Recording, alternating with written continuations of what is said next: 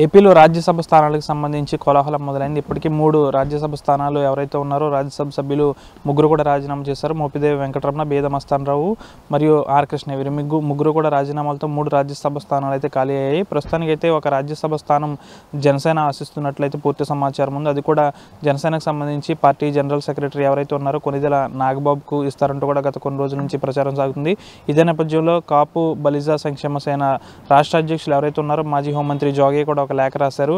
దీనికి సంబంధించి నామినేటెడ్ పదవుల్లో రాష్ట్ర వ్యాప్తంగా 30% జనసేనకు దక్కుతాయంటూ గతంలోనే పవన్ కళ్యాణ్ ఆదేశించారు. దానికి తగ్గట్టుగా ప్రస్తుతం మొన్న కొన్ని నామినేటెడ్ పదవులు కూడా లభించాయి చాలామందికి. అదే రీతిలో ఇప్పుడు కొనిదెల నాగబాబుకి కూడా రాజ్యసభ స్థానాన్ని కేటాయించాలన్నట్టు కూడా కాపు బలిజ సంక్షేమ సేనతో పాటు జనసేన నాయకులందరూ కూడా కోరుతున్నట్లుగా ఆయన ఒక లేఖ కూడా రాశారు.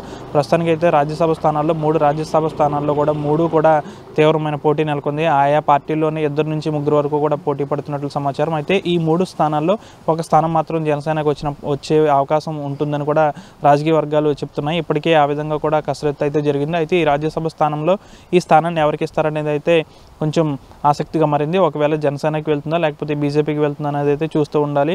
ముఖ్యంగా 90% జనసేనకి రాజ్యసభ స్థానం వెళ్తుందంటూ కూడా రాజకీయ వర్గాల్లో ఇప్పటికే ఒక మాట కూడా వచ్చేసింది. కాబట్టి దీనికి సంబంధించి కొనిదెల నాగబాబుకి స్థానం ఇవ్వాలంటూ కూడా ప్రతి ఒక్కరూ కోరుతున్నారంటూ జనసేన నాయకులు మరియు కాపు బలిజ సంక్షేమ సేన రాష్ట్ర అధ్యక్షులు జోగే కూడా ఒక లేఖను కూడా రాశారు. దీనిపై 2 రోజుల్లో పూర్తి స్పష్టత వచ్చే అవకాశం కూడా ఉంటుంది. ముఖ్యంగా ఇప్పటికే నాగబాబుకి ఇస్తారంటూ కూడా రాజకీయ వర్గాల్లో చర్చనీయాంశంగా మారింది. చూడాలి ఈ రాజ్యసభ స్థానాన్ని ఎవరికి కేటాయిస్తారు, నాగబాబుకి కేటాయిస్తారా లేకపోతే జనసేనలో మరొక ముఖ్య నాయకులు ఎవరైనా ఉంటే వారికి కేటాయిస్తారు అనేది అయితే చూడాలి. ముఖ్యంగా రాజకీయ వర్గాలతో పాటు కొంతమంది రాజకీయ నాయకులు మరియు జనసేన నాయకులతో పాటు కాపు సంక్షేమ సేన రాష్ట్ర అధ్యక్షులు జోగయ్య ఇలాంటి వారు చాలామంది కూడా నాగబాబుకి ఇస్తేనే సబబు అంటూ కూడా చెప్తున్న పరిస్థితి.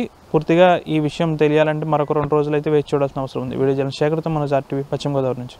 మరిన్ని వీడియోస్ కోసం ఛానల్ ని సబ్స్క్రైబ్ చేయండి. లేటెస్ట్ అప్డేట్స్ కోసం వాట్సాప్ ఛానల్ ని ఫాలో అవ్వండి. అండ్ లింక్ డిస్క్రిప్షన్ లో ఉంది.